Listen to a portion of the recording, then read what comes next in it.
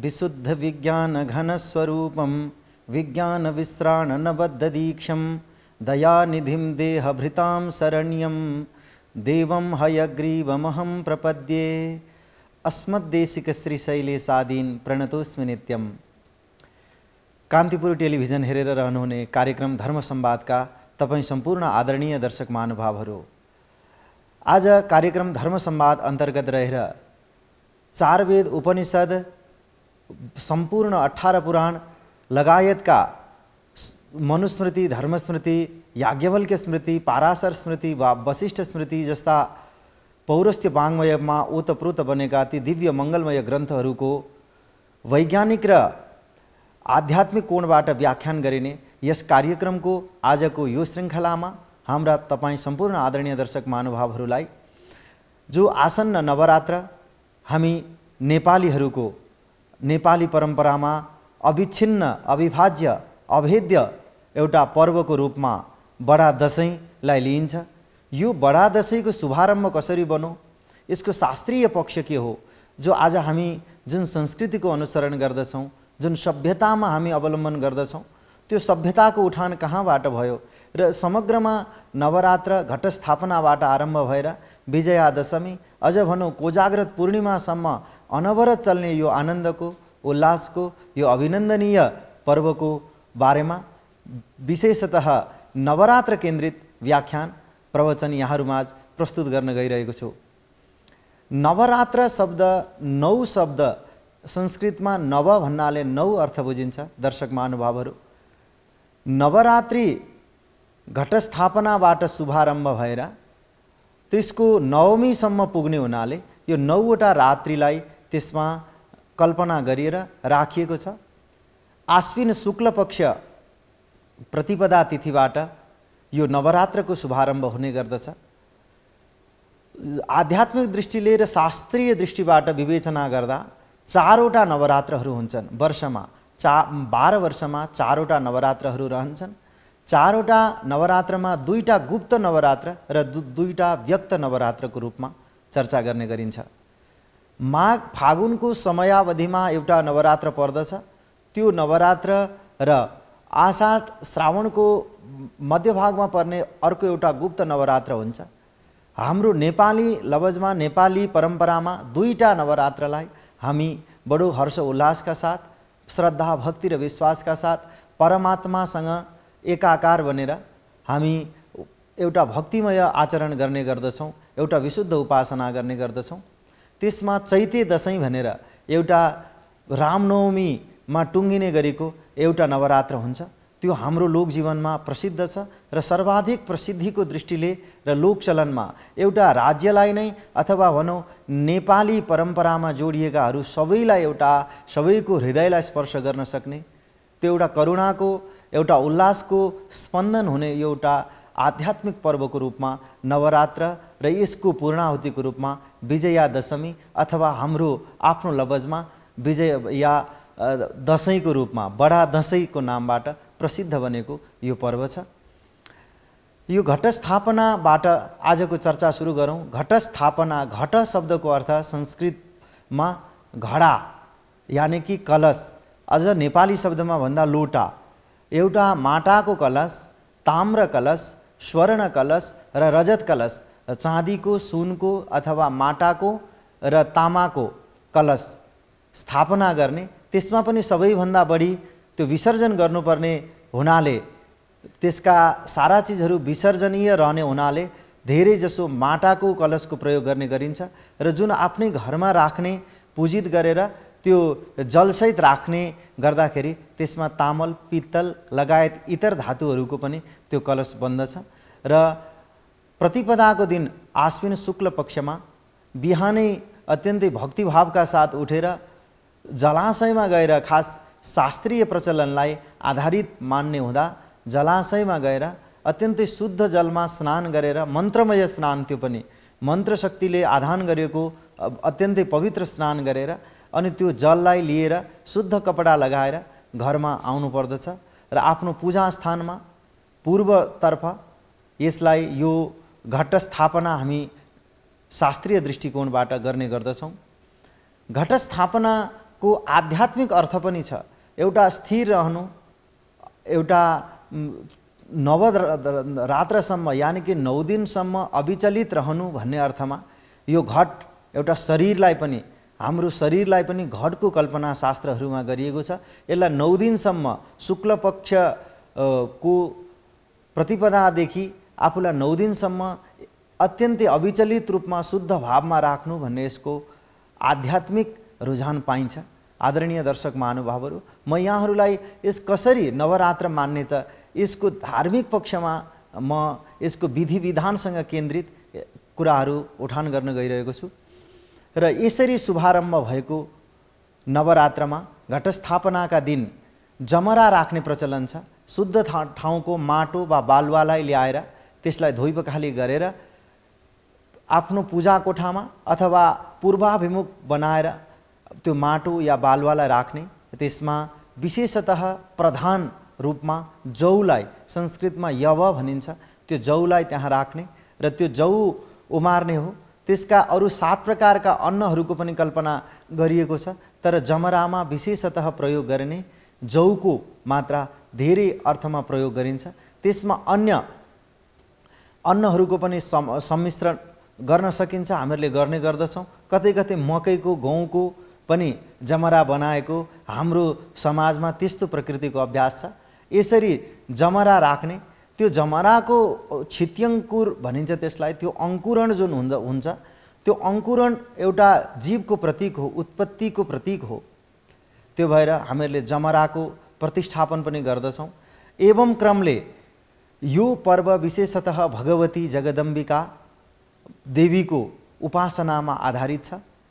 क्रमशः आज घटस्थापनाको दिन जुन कलश राखिन्छ र जमराहरू राखिन्छ, विधिवत दीप प्रज्वलन गरेर र भगवान विनायकको, गणेशजीको पनि त्यहाँ आवाहन गरेर दीप, कलश र गणेशजीको पूजन गर्दै आफ्नो आराध्य भगवतीको आराधना गर्ने शाक्त परम्परामा र वैष्णव परम्परामा भगवान रामको र आफ्नो जुन इष्टदेव हो उसको उपासना गर्ने पद्धति रहेको छ।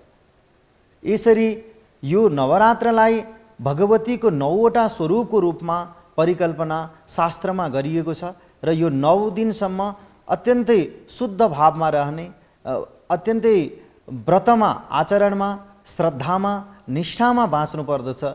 हामीहरूले हर पल हर क्षण अभिनन्दनीय गर्दै निष्ठामा रहनुपर्ने हो। तर यो विशेष उपासना हुनाले कम्तीमा यो 9 दिनसम्म सात्विक रहने, अत्यन्तै शुद्ध भावका साथ रहने, पवित्र भावका साथ रहने र यस उपासनालाई शास्त्रोक्त विधिबाट, शास्त्रमा जसरी वर्णन गरिएको छ त्यो विधिलाई अवलम्बन गर्दै जानुपर्ने हुन्छ। यो विशेष गरी शाक्त धर्म जो हो, शक्तिको उपासना गर्ने, यानि शक्ति भन्नाले जगदम्बिका भवानीको उपासना गर्ने पर्वको रूपमा यसलाई लिने गरिन्छ। भगवतीको 9वटा मङ्गलमय स्वरूपहरूको अत्यन्तै माधुर्यमय कल्पना शास्त्रमा गरिएको छ। दर्शक महानुभावहरू, प्रथमं शैलपुत्री च, द्वितीयं ब्रह्मचारिणी, तृतीयं चन्द्रघण्टेति, शारदेति चतुर्थकं, तृतीयं चन्द्रघण्टेति, कुष्माण्डेति चतुर्थकं, पंचमं स्कंदमातेति, षष्ठं कात्यायनीति च, सप्तमं कालरात्रि च, महागौरीति चाष्टमं। एवं रीतले यो भगवतीका 9वटा स्वरूपको यहाँ कल्पना गरिएको छ। प्रथम शैलपुत्रीको रूपमा जगदम्बिका भवानी रहनुहुन्छ। यसै गरी ब्रह्मचारिणी, चन्द्रघण्टा, कुष्माण्डा लगायतका भगवतीको अलग अलग स्वरूपको कल्पना, त्यो स्वरूपको आराधना गर्ने गरिन्छ। पहिलो दिनबाट शुभारम्भ भएको जो 9 दिनसम्म पुग्छ, त्यतिखेर एउटा प्रसिद्ध कथा शुम्भ निशुम्भको वध गरेर महिषासुर राक्षसको विनाश गर्ने महिषासुर मर्दिनी भगवतीको यो मङ्गलमय उपासना हो। र महिषासुर मर्दिनी भगवती कस्तो हुनुहुन्छ, त्यो भगवतीको शक्ति के हो भन्ने अर्थमा यसको सामाजिक, सांस्कृतिक, पौराणिक, धार्मिक आध्यात्मिक विभिन्न दृष्टिबाट यसको विवेचना गरिन्छ। समग्रमा दर्शक महानुभावहरू, यो एउटा नारी शक्तिको उपासना हो, नारी शक्तिको विजय हो। किनभने अलग अलग स्वरूपमा जतिखेर भगवती जगदम्बिकाले आफ्नो स्वरूपलाई प्रकट गर्नुभयो, त्यो भएर यो 9वटा स्वरूपको कल्पना र अन्तिममा शुम्भ निशुम्भ महिषासुरको वधले हामी भित्र रहेको वैचारिक दुष्प्रवृत्ति, व्यावहारिक दुष्प्रवृत्तिलाई विनाश गरेर हामी परम तेजोमय बन्ने, परम शक्तिमय बन्नका लागि यो अत्यन्तै सात्विक उपासना हो। यी दिनहरूमा भगवतीको स्वरूप मानेर नवकन्याको, कन्यालाई नै त्यो विवाह पूर्व अवस्थाको कन्याको पनि पूजन गर्ने हाम्रो शास्त्रीय प्रचलन छ। यसले हाम्रो नारी शक्तिलाई त्यो विजयको रूपमा, नारी शक्तिको जुन तेजोमय गति हो, जुन बुलन्द गति हो, त्यो व्यक्त भएको पर्वको रूपमा लिइन्छ र नारी र पुरुषको जुन अविभाज्य सम्बन्ध छ त्यसलाई पनि यो पर्वले बडो मिठो गहिराइका साथ उठाएको पाइन्छ।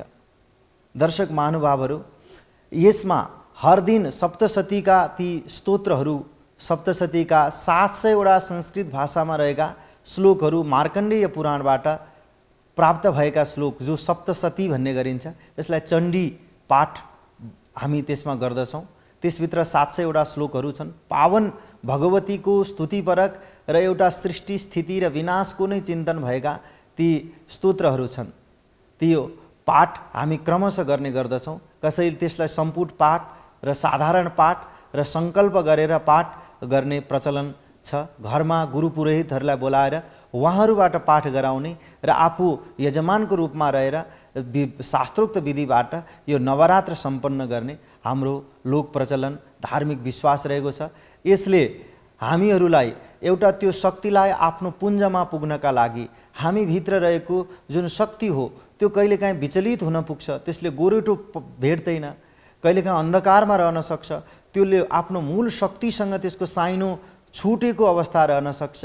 अन्य विभिन्न कृत्यमा हामी सम्बलित हुने गर्नाले त्यो भएर यो दिनमा भने आफ्नो त्यो मूल शक्तिको पहिचान यी नवरात्रहरूमा हामी गर्ने गर्दछौँ। नियमित त्यो जलको स्थापना गरेर त्यसपछि सुरु भएको यसमा धूप, दीप, गन्ध, अक्षत, नैवेद्य लगायतका उपचारहरूबाट, सामग्रीहरूबाट नित्य पूजन गर्ने गर्दछौँ। त्यसलाई सङ्कल्प गरेर गरिएको पूजा कुनै सकाम भावले निश्चित कामनाका साथ गरिएको छ भने त्यसमा विधिलाई अत्यधिक मात्रामा त्यस लागू गर्नुपर्ने हुन्छ र निष्काम भावमा गरिएको छ केवल भक्तिको लागि र चण्डिकाको प्रसन्नताका लागि भने त्यसमा व्यक्तिले अन्य कुनै विधिहरू नगरे पनि त्यो मन्दिरमा रहेर त्यो घटको अगाडिपट्टि बसेर पाठ पारायण गर्ने प्रचलन रहेको छ। यसै गरी यो द्वितीया, तृतीया, चतुर्थी, पञ्चमी, षष्ठीसम्म हामीहरूले देवीका अलग अलग स्वरूपहरूको पूजा आराधना गर्ने गर्दछौँ भने सप्तमीमा फुलपाती भित्र्याउने भन्ने हाम्रो प्रचलन रहेको छ, शास्त्रीय प्रचलन। र विशेष गरी एउटा कुरा दर्शक महानुभावहरू, यो नवरात्र हामीहरूले जसरी उपासना गर्ने गर्दछौँ, समीपवर्ती देशहरूमा वैदिक हिन्दू धर्मावलम्बीहरूमा सनातन मतका मान्यतामा अनुप्राणित भएकाहरूमा पनि यो उपासनामा केही वैविध्य पाइन्छ, केही विविधता, केही त्यसको पृथकता पाइन्छ। त्यो भएर हाम्रो लोक प्रचलनमा यो फुलपातीको बडो विशिष्ट महत्त्व छ। उखु, विभिन्न थरीका पुष्पहरू लगायतका लावा चिजहरूलाई शङ्ख घण्ट बजाएर घरभित्र हुने प्रचलन रहेको छ। घर भित्र्याउँदाखेरि स्वस्ति वाचन, स्वस्ति न इन्द्रो वृद्धस्रवाः, स्वस्ति न पूषा विश्ववेदाः, भद्रं कर्णेभिः शृणुयाम देवाः, भद्रं पश्येमा क्षवीर्यजत्राः, द्यौः शान्तिरन्तरिक्षं शान्ति जस्ता वैदिक ऋचाहरूको उद्घोष गरेर, शङ्खघोष गर्दै, घण्टा नाद गरेर र घरका सम्पूर्ण परिवारहरू एकत्रित बनेर त्यो घर परिक्रमा गर्दै त्यसरी भित्र्याइएको यो फुलपाती वर्षभरिसम्म हामीहरूलाई मङ्गल दिने, मङ्गलकारक बन्दछ, हाम्रो हितकारकको रूपमा त्यो रहन्छ। त्यो मङ्गलमय वस्तुले हाम्रो जीवनमा आइपर्ने अप्ठ्यारा, असजिला, घुम्ती मोडहरूमा जुझ्न सक्ने सामर्थ्य हामीहरूलाई प्रदान गर्दछन्। पारिवारिक एउटा सौमनस्य पारिवारिक शान्ति त्यसले कायम गर्दछ, घरभित्रका केही तनावहरूलाई त्यसले नाश गर्ने गर्दछ।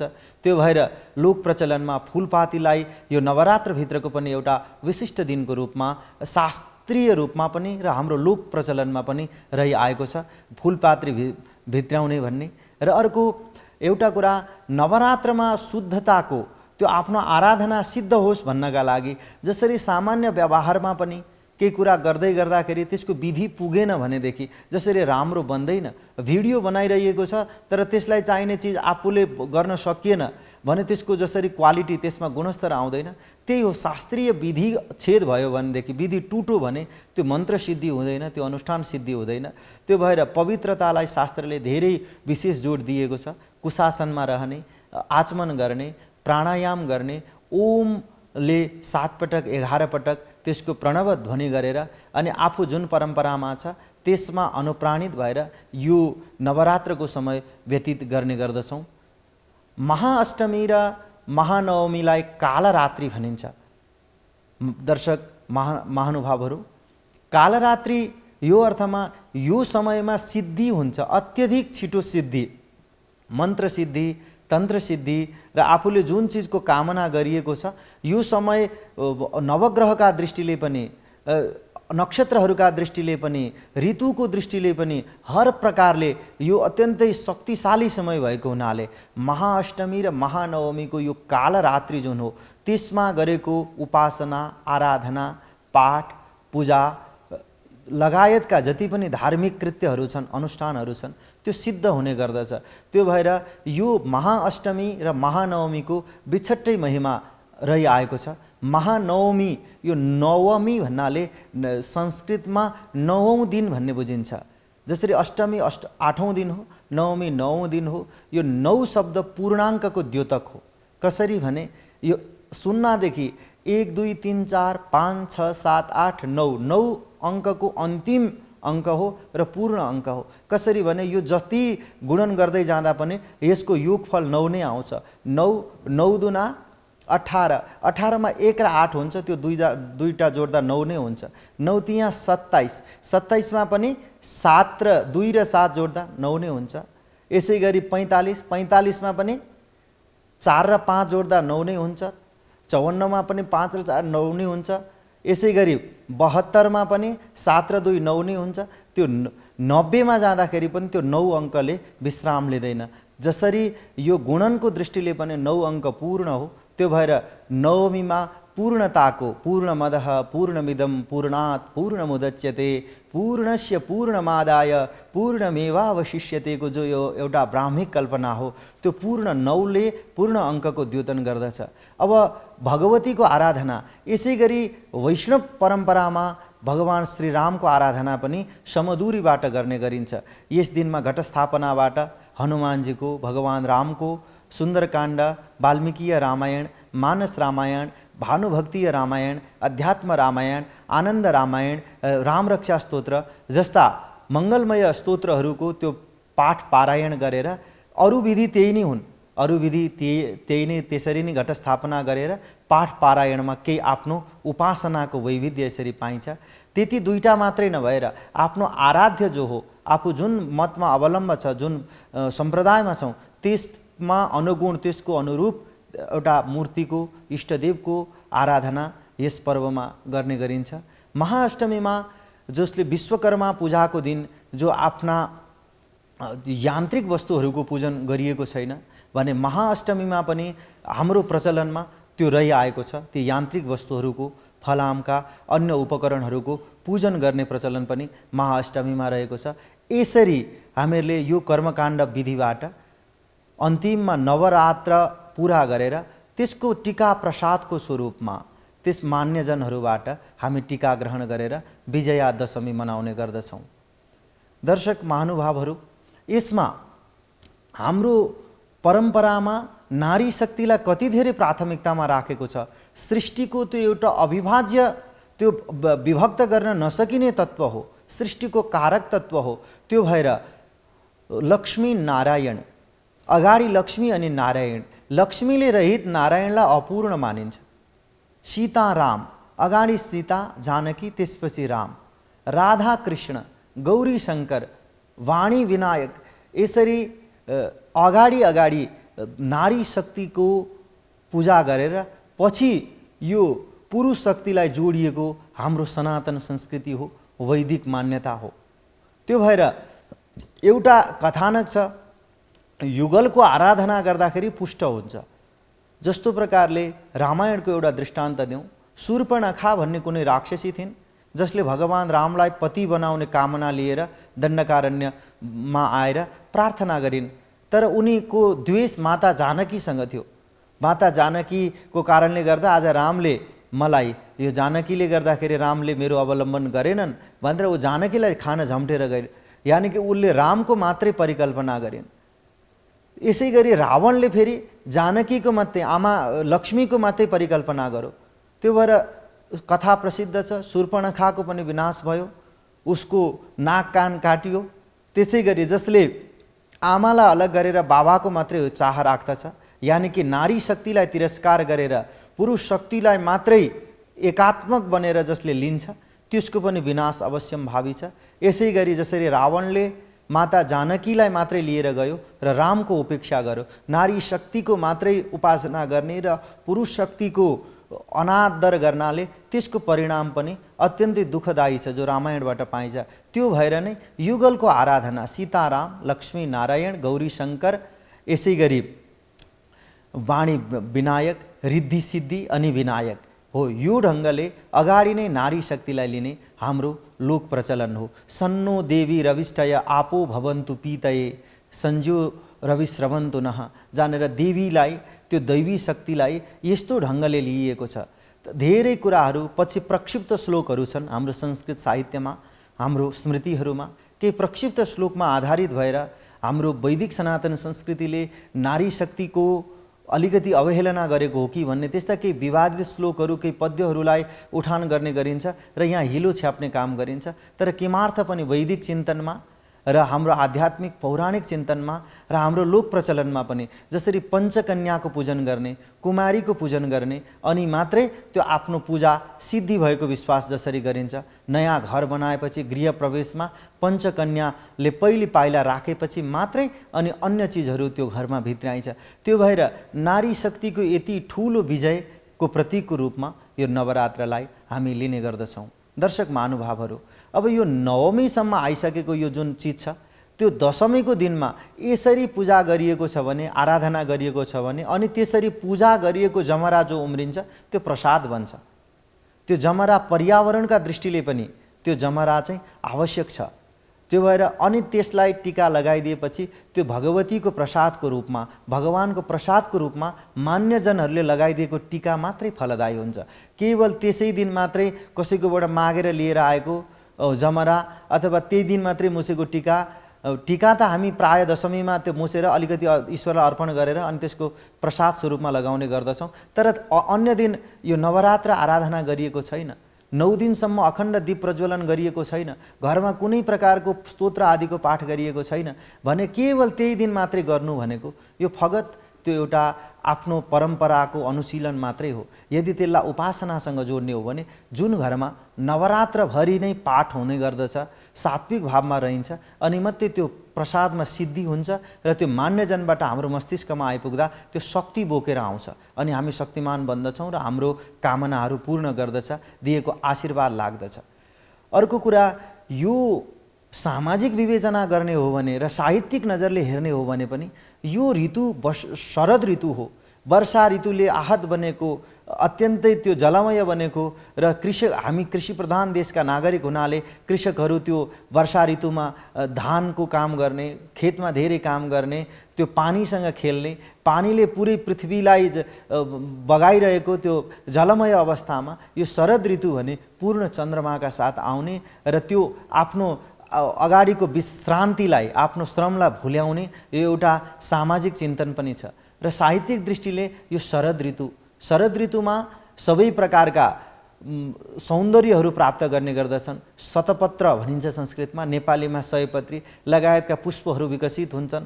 सूर्यका किरणले गर्दाखेरि अन्य जाइजुई, चमेली लगायतका, सूर्यकमल, इन्द्रकमल लगायतका प्रसिद्ध फुलहरू फुल्ने ऋतु भएको हुनाले र यतिखेर गर्मी र जाडोको पनि समन्वित स्वरूप भएको हुनाले, यानि कि गर्मी पनि धेरै छैन र जाडो पनि धेरै छैन, त्यो भएर तुल्य अवस्था भएको हुनाले यो शरदलाई नायिकाको रूपमा यो कविहरूले कल्पना गर्नुहुन्छ।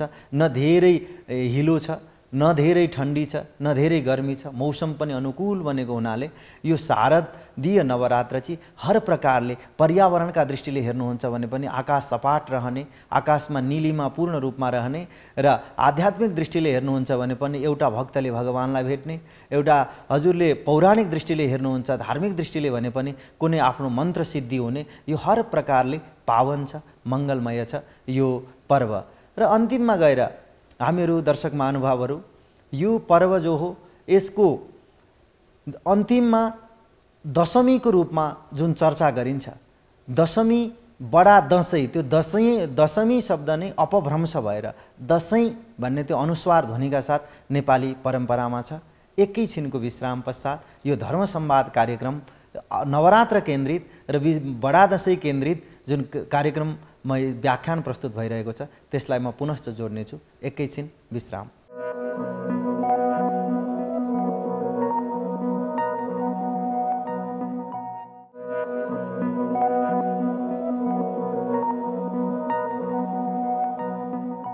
अघि हामीहरूले चर्चा गऱ्यौँ यो नवरात्र के हो, घटस्थापना के हो र जमरा के हो, र यसलाई कसरी धारण गर्ने, कसरी नवरात्रसम्म एउटा भक्तले उपासना गर्ने भन्ने विषयमा केन्द्रित र त्यसको आराधना पद्धतिमा केन्द्रित अघिको व्याख्यान।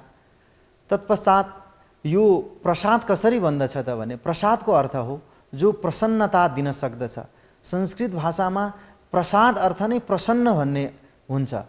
प्रासाद भन्ने शब्दले भवन, अट्टालिका, घर भन्ने बुझाउँछ। त्यसै गरी प्रसाद शब्दले प्रसन्नता बुझाउँछ, जुन चिजले तपाईँलाई खुसियाली दिन्छ त्यो प्रसादको रूपमा यो चिज अवलम्बन गर्ने हो, टीका थाप्ने। एउटा कुरा म शुभारम्भमा उठान गर्दछु, बडा दसैँलाई कसैले हिन्दूहरूको पर्व भनेर, यो हिन्दूसँग मात्रै यसको सम्बन्ध छैन। यो त आज नेपालीहरूको यस्तो चिज बन्यो कि यो हाम्रो उल्लासको, हामी सम्पूर्ण पृथ्वीमा रहने सम्पूर्ण नेपालीहरूको एउटा महान पर्वको रूपमा यो सबैको धुकधुकीमा रहन सफल छ। त्यो भएर यसलाई केवल धार्मिक आँखाले मात्रै नहेरेर, केवल आध्यात्मिक आँखाले मात्रै नहेर्ने हो भने पनि यसले व्यावहारिक रूपमा पनि यस्तो सौमनस्य कायम गरेको हुन्छ, यानि कि कोही घरमा बाबा र छोराको बिचमा कुनै वैमनस्य भएको छ, नाराज भएर दाजुभाइ अलग भएका छन्, अथवा चेलीबेटीहरूसँग, हाम्रा छोरी चेलीहरूसँग माइतीको केही सम्बन्ध अलिकति गडबड आएको छ भने पनि यसले बडो राम्रोसँग जोड्छ। यसमा टीका थाप्न आउने, जमरा लगाउने, हर्ष उल्लास गर्ने, त्यसले त्यो आपसी कलुषतालाई पनि, आपसी वैरलाई पनि कहिलेकाहीँ स्वाभाविक रूपमा व्यवहार जगतमा केही त्यस्तो वैमनस्य छ भने पनि त्यसलाई हटाइदिन्छ। त्यो भएर व्यावहारिक रूपमा पनि यो पर्वले निकै ठुलो, निकै गहिरो, निकै दूरगामी अर्थ बोकेको छ। आउनुहोस्, दशमीमा हामीहरूले जसरी टीका लगाउँछौँ, त्यो नवरात्रसम्म पूजा गरिएको अक्षतालाई निकाल्ने, त्यो जमरालाई निकाल्ने र त्यो थालीमा राखेर, चाँदीको, स्वर्णको अथवा सफा कुनै थालीमा त्यसलाई राखेर अनि मन्त्रपूर्वक त्यो टीका मुछेर, त्यो त्यत्तिकै मुछ्ने, त्यसमा अबिर लाउने, दही लाउने र मुछ्ने मात्रै गरिन्छ। त्यसलाई मन्त्रमय त्यो श्लोक उच्चारणका साथ, कुनै वैदिक मन्त्र उच्चारणका साथ त्यसलाई मुछेर अनि पूर्वाभिमुख भएर आफू पूर्वतिर फर्केर लगाइदिने व्यक्तिले आफूलाई त्यो लगाइदिनु पर्दछ। जो टीका थाप्ने हो वो पूर्वाभिमुख भएर, र टीका लगाइदिँदाखेरि आशीर्वाद स्वरूप दुईटा मन्त्रहरू प्रसिद्ध छन्। त्यो मन्त्र एउटा पुरुषहरूलाई र एउटा महिलालाई भन्ने गरिन्छ, तर खासमा त्यो मन्त्रको अर्थ त्यो दुवैतिर प्रयोग गर्न मिल्छ।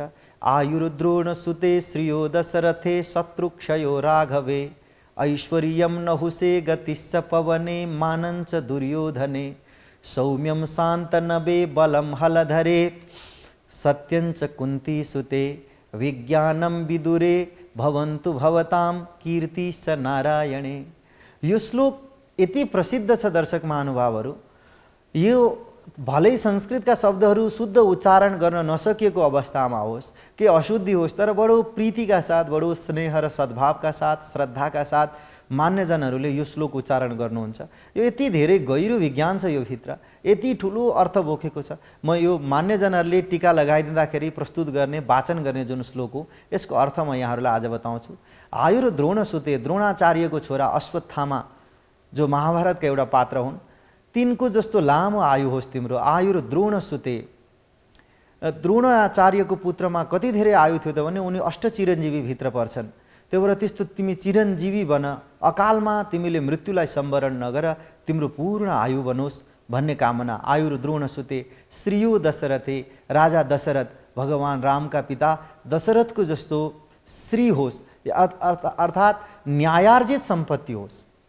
कस्तो भने जेसकै गरेर तिमीले सम्पत्ति नकमाऊ, न्यायपूर्वक कमाऊ, जसरी राजा दशरथले लिनुभएको थियो। तिमी धनी बन भन्ने कामना छ, तर तिमीले सबैलाई लुटेर अरूको खल्तीको खोसेर कुत्सित ढङ्गले त्यो नियत गडबडाएर केही लामा हात गरेर कुदृष्टिका साथ तिमीले धनार्जन नगर, राजा दशरथको जस्तो पवित्र धनको तिमीले आर्जन गर। किनभने अन्याय नार्जितम वित्तम 10 वर्षाणि तिष्ठति, प्राप्ते 11 वर्षे समूलम हि विनश्यति भन्ने छ। त्यो भनेको अन्यायले आर्जन गरेको सम्पत्तिले मान्छेले केही दशक केही वर्षसम्म त रमण गर्ला, तर केही अलिकति पछि गइसकेपछि उसले ठेस खाने र परोक्षतया दुःख पाउने भइ नै हाल्छ। त्यसले आफ्नो सारा कुटुम्बलाई नै बिगार्छ। त्यो भएर तिमी राजा दशरथको जस्तो न्यायार्जित सम्पत्ति ल्याऊ। श्रीयो दशरथे शत्रुक्षयो राघवे, राम भगवान रामको जस्तो शत्रुको विनाश होस्। कसरी रामलाई भन्यो, अरू पनि त त्यस्ता पात्रहरू छन् भन्दा रामको जुन विजय हो त्यो रावणको मात्रै विजय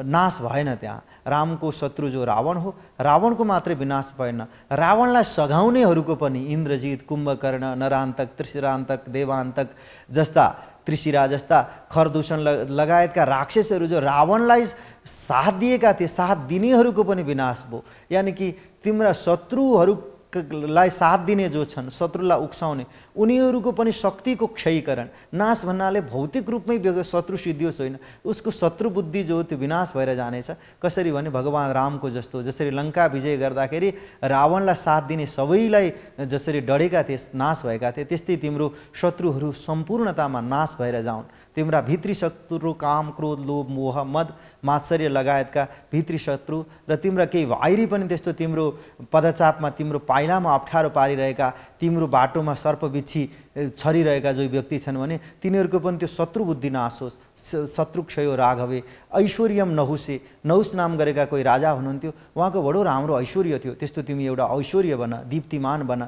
नहुसे गतिश्च पवने, हावाको जस्तो बेरोकटोक गति बनोस् तिम्रो।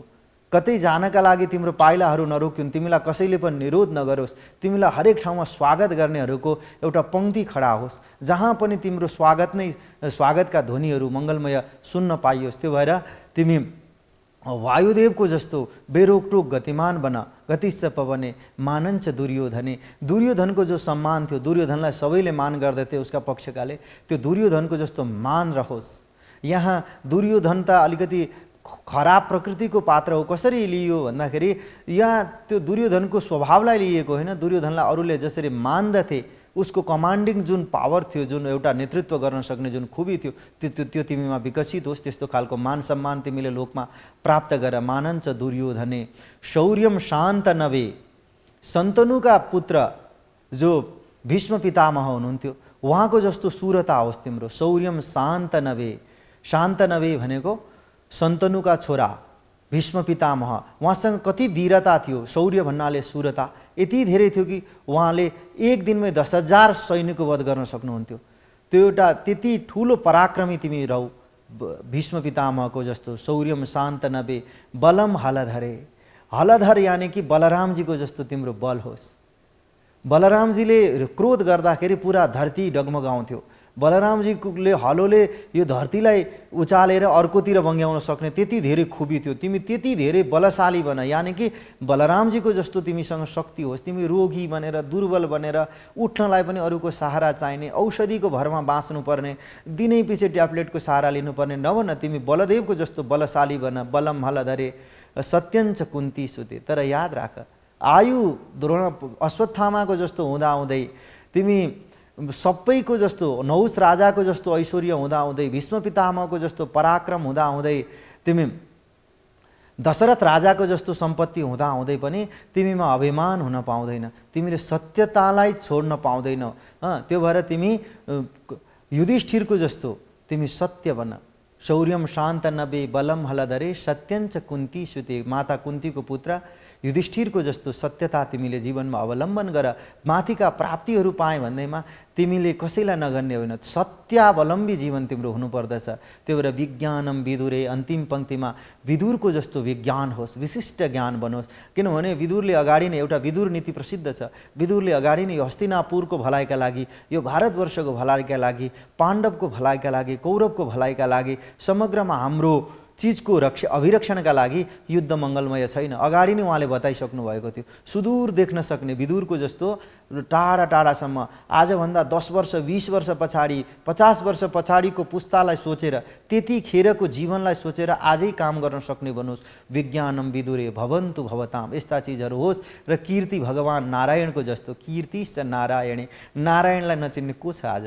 वैदिक सनातन संस्कृतिमा नारायण भन्ने हाम्रो प्रचलन रहन्छ। त्यो भएर त्यो भगवान नारायणको जस्तो पपुलारिटी जुन प्रसिद्धि बनोस् त्यो तिम्रो बनोस् भन्ने कामना गरिन्छ। यो खास हाम्रो लोकजीवनमा एउटा यस्तो अभ्यास रह्यो कि यो चाहिँ श्लोक केटाहरूलाई, छोराहरूलाई आशीर्वाद दिँदाखेरि भन्ने र छोरीहरूको लागि अर्को भन्ने चलन छ। यो आयुर्द्रोण सुते श्रियो दशरथे शत्रुक्षयो राघवे ऐश्वर्यम नहुषे गतिश्च पवने मानञ्च दुर्योधने शौर्यम शान्त नवे बलम हलधरे सत्यञ्च कुन्ती सुते विज्ञानम विदुरे भवन्तु भवताम कीर्तिश्च नारायणे। मैले यो श्लोकको पुनः उक्ति किन गरेँ भने यसलाई सुनेर दर्शक महानुभावहरू हामी जतिले प्रयोग गर्ने गर्दछौँ, यो श्लोकलाई शुद्धताका साथ प्रयोग गऱ्यौँ भने थप यो प्रभावकारी बन्दछ।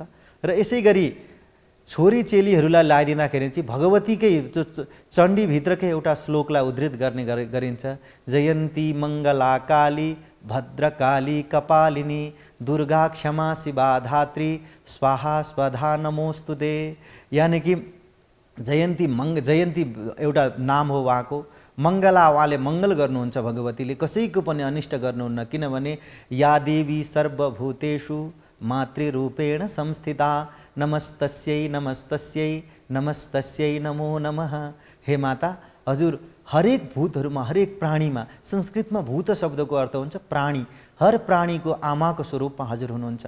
त्यो भएर या देवी सर्वभूतेषु, सबै प्राणीमा मातृको स्वरूपमा हजुर रहनुभएको छ। त्यस्तो शक्तिमती हजुरलाई हामी प्रणाम गर्नेछौँ। निद्रा, क्षुधा, हरेक रूपमा शक्ति, बल, विद्या, हरेक रूपमा त्यहाँ माताको आराधना गरिएको छ। या देवी सर्वभूतेषु निद्रा रूपेण संस्थिता, या देवी सर्वभूतेषु शान्ति रूपेण संस्थिता, या देवी सर्वभूतेषु कान्ति रूपेण संस्थिता, या देवी सर्वभूतेषु क्षुधा रूपेण संस्थिता। हाम्रा भोक, निद्रा, प्यास, यी सारा चिज हजुरसँग रहन्छ। हजुरको शक्तिबाट नै हामीले त्यसमा विजय प्राप्त गर्न सक्दछौँ। यानि कि एउटा बुभुक्षित जनले भोजन प्राप्त गर्दछ, एउटा निद्रालुले चैनको निद्रा प्राप्त गर्दछ। त्यस्तै माताको कल्पना गरिएको छ। यो मन्त्र चाहिँ हामीले जसरी सप्तशतीको पाठ गर्दछौँ, सप्तशतीभित्रकै एउटा श्लोकलाई चाहिँ लिएर त्यो छोरी चेलीलाई, हाम्रा बहिनीहरूलाई, हाम्रो मातृशक्तिलाई, जो पनि छोरीहरू हुनुहुन्छ उहाँहरूलाई लगाइदिनका लागि प्रयोग गर्ने गरिन्छ। जयन्ती मङ्गला काली, त्यो हाम्रो अकाल हरण गर्नेवाला का महाकाली, महालक्ष्मी, महासरस्वती स्वरूपा हे देवी। जयन्ती मङ्गला भद्रकाली कपालिनी, भद्र भनेको कल्याण हो, गर्नेवाला, कपाल हातमा लिनुभएकी दुर्गा। अत्यन्तै दुर्गा शब्दको अर्थ हुन्छ साधनाबाट प्राप्त हुने, चान्चुने ऐरे गैरे तत्त्व होइन, त्यो साधनाबाट प्राप्त हुने चिज हे दुर्गा। क्षमा, जो हामीले गरेका अपचारहरूलाई सहजै क्षमा गर्न सक्नुहुन्छ। जस्तो प्रकारले बाल भावमा एउटा हामीले बच्चा हुर्काएको हुँदाखेरि पिताले, माताले त्यो बच्चाले को सबै चिज बेहोर्नु भएको हुन्छ। उसले रिसाएको बेला लात्ताले पनि हान्छ, उसले जे पनि गर्छ, जस्तो पनि शब्द बोल्छ, थुक्छ, त्यो हरेक ठाउँमा फोहोर मैला गरिदिन्छ। तर त्यो केही चिजलाई पनि बुवा आमाले जसरी सहन गर्नुभएको हुन्छ, हाम्रा स्वाभाविक मनुष्य भएको हुनाले निसर्ग सिद्ध जुन कमजोरीहरू रहन्छन् त्यसलाई माफ गरिदिने भएर हजुर क्षमा स्वरूपा हुनुहुन्छ। दुर्गा क्षमा, शिवा कल्याणमयी हुनुहुन्छ। शिव शब्दको अर्थ हुन्छ भद्र, कल्याण गर्नेवाला। स्वाहा स्वधा नमोस्तुते यज्ञपत्नीको नाम दुईटा छन्। स्वाहा स्वधा समर्पणवाची शब्दहरू हुन्। यस्तो स्वरूपा जगदम्बिकालाई नमस्कार छ। उहाँको आशीर्वाद प्राप्त गरेर हाम्रो मातृशक्ति जो हुनुहुन्छ नारी शक्तिको आज रहिरहेको, जसको नारी शक्तिको प्रतीकको रूपमा जो रहनु भएको छ, उहाँहरूको पनि विजय होस् भन्ने यस्तो कामना गर्ने गरिन्छ। र आदरणीय दर्शक महानुभावहरू, यो पर्व यसरी अवलम्बन गरेर दशमीसम्म आएर अनि मात्रै यो टुङ्गिन्छ। तर लोकचलनमा हाम्रो नेपाली परम्परामा यो एकादशी, द्वादशी, त्रयोदशी, चतुर्दशी र पूर्णिमासम्म टीका लगाउने कुनै स्थान विशेषको अभ्यास रहेको छ। नेपालका केही ठाउँहरूमा दशमीको दिन एक दिन मात्रै टीका लगाइन्छ। कतै कतै भने द्वादशी, त्रयोदशी, चतुर्दशी र पूर्णिमामा, कोजाग्रत पूर्णिमाको दिन बेलुका रासपञ्चाध्यायीको पाठ पारायण गर्दै अनि सेता अक्षताहरू लगाएर त्यो छरेर अनि मात्रै यो दशैँको पर्व सिद्धिएको विश्वास गर्ने गरिन्छ।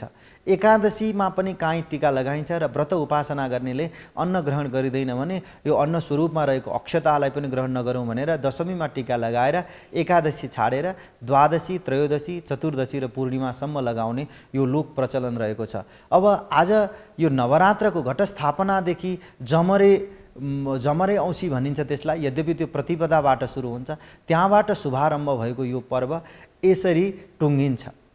यानि कि शरद पूर्णिमाको दिन किन टुङ्ग्याइएको छ? कोजाग्रत पूर्णिमा जागृत अवस्थामा रहेको हुनाले, त्यो दैवी शक्तिको त्यो पूर्ण कला जागृत हुने हुनाले त्यहाँ गएर यो टुङ्गिन्छ। अनि हाम्रा ती जमराहरू जो छन्, फुलपातीहरू, अस्ति हामीहरूले स्थापना गरेका ती चिजहरूलाई विधिपूर्वक अनि नदीमा लगेर सेलाउने प्रचलन रहन्छ। र हामीले आराधना गर्दाखेरि जति देवी देवताहरूलाई बोलाउँछौँ, त्यो आराधना गर्दा देवी देवताहरूलाई मन्त्र शक्तिबाट बोलाइन्छ। किनभनेदेखि दैवाधीनम जगत सर्वम मन्त्राधीनाश्च देवता, यो संसार ईश्वरको बसमा छ। तर ईश्वर चाहिँ कसको बसमा छ भने मन्त्रको बसमा छ। ईश्वर मन्त्रले बोलाएर त्यो विधि पुग्यो भने ऊ आउँछ। त्यो भएर मन्त्राधीनाश्च देवता, त्यो मन्त्र शक्ति हामीले जसरी अवलम्बन गरेका छौँ। नवमीको दिन त्यो यद्यपि आवाहित देवताहरूलाई विसर्जन गरेर पठाइन्छ र अन्य चिजहरू जो छ, हाम्रा टीका जमरा लगायतका फुलपाती जति चिजहरू छन्, त्यो कोजाग्रत पूर्णिमाको भोलिपल्ट त्यसलाई नदीमा अशुद्ध जलाशयमा विसर्जन गरे पश्चात मात्रै यो पर्वले पूर्णता प्राप्त गर्दछ। त्यो भएर आदरणीय दर्शक महानुभावहरू, कार्यक्रम धर्म संवादको यो श्रृङ्खला हाम्रो नवरात्र केन्द्रित रहन पुग्यो। नवरात्र 9 शब्दको अर्थ रात्रि, ती पावन दिनहरू, शुद्धताका दिनहरू। एउटा कुरा यहाँ बताउनै पर्ने हुन्छ, यो पर्वले अलिकति संस्कृतिमा त्यो सम उपसर्ग लाग्दा संस्कृति हुन्छ भने त्यसैमा बी उपसर्ग लगाउने विकृति बनिदिन्छ। अवलम्बन गर्न नजानेको विकारयुक्त चिज विकृति हो। संस्कृतिभित्र के विकृतिहरू रहन्छन्। संस्कृति मनाउँदैछु भनेको भरमा विकृति। जस्तो प्रकारले एउटा रुख हुन्छ, वृक्ष, त्यो वृक्षमा जसरी ऐँजेरू पलाउँछ, मान्छेलाई लाग्छ त्यो ऐँजेरू पनि त्यसकै अङ्ग हो कि भनेर, तर त्यो ऐँजेरू अलग हो र वृक्ष सम्पदा अलग हो। त्यस्तै गरी हाम्रो यो चाडपर्वमा पनि तडक भडक आफूसँग भएको गच्छे भन्दा बढी गर्ने र यसलाई अलिकति तमोगुणी बनाउने प्रचलन रहेको छ। र त्योबाट रहेर यसलाई आराधना प्रधान बनाउनका लागि, यसलाई उपासना प्रधान बनाउनका लागि, यसलाई सात्विक बनाउनका लागि, यसलाई शान्तिपूर्ण एउटा वैदिक सनातन अवलम्बिता हो यो भन्नका लागि, सम्पूर्णमा अनुष्ठानमय बनाउनका लागि म यहाँहरूलाई हार्दिक प्रार्थना गर्दछु। र यसका केही विकृतिहरू छन् भने, जस्तो होली पर्वमा अरू सबै चाडपर्वहरूसँग जोडिएर आएका केही विकृतिहरू हुन्छन् जसको आयु लामो हुँदैन, त्यो एउटा क्षणिक उन्माद रहन्छ। त्यसबाट बचेर यहाँहरू हाम्रा सम्पूर्ण दर्शक महानुभावहरूलाई आउँदै गरेको नवरात्र एवं विजया दशमीको हार्दिक मङ्गलमय शुभकामना व्यक्त गर्दै म आजको यो श्रृङ्खला धर्म संवाद यहीँ टुङ्ग्याउन गइरहेको छु। आउनुहोस् एउटा मन्त्रका साथ यो कार्यक्रमको समापन गरौँ। हरिः ओम तच्छं यो रावृणीमहे गातुं यज्ञाय गातुं यज्ञपतये दैवी स्वस्तिरस्तु नः स्वस्तिर्मानुषेभ्यः ऊर्ध्वं जिगातु भेषजं सन्नो अस्तु द्विपदे समचतुष्पदे। हरिः ओम शान्तिः शान्तिः शान्तिः।